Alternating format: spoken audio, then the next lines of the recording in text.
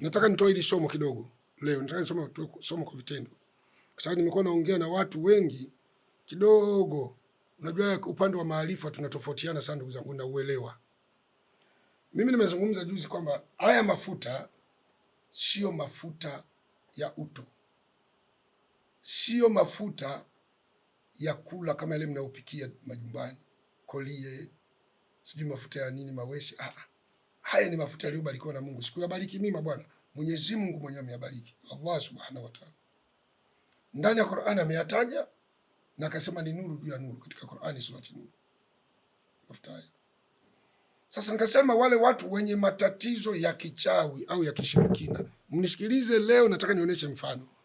Unajua kuna watu wengine tukisema ni kufeli tu kwa mawazo, wewe kila kitu ni kujifanya unajua. Ndugu zangu, leo nataka nikwambieni kwamba uchawi uko, unaweza ukalogwa na ukakuathiri. Na matatizo yote mnayoona yako wanadamu sio mpango wa Mungu, ni mpango wa washirikina. Ndio wanaharibu maisha ya watu. Mfano, mtu unaweza ukalogwa, moyo wako ukawa unakwenda mbio kila wakati. Dalili yake unakuwa unasikiza mgongo unauma sana na kiuno. Unaweza kuangua mgongo kumbe ni pingili zimefeli. Mimi siko. Nazungumza maradhi ya kishirikina ambayo ukienda hospitali wakipima waone kitu. Miguu yako inakuwa inakufa ganzi sana. Miguu inakufa ganzi sana. Inakufa ganzi sana. Unakuwa unasikia vitu vinatembea mwilini na mikono inakuwa inakufa ganzi, unasikia vitu vinachoma choma. Au ndani ya tumbo unasikia kuna vitu vinatembea kwa ndani. Halafu mambo yako ukifanya hayaendi.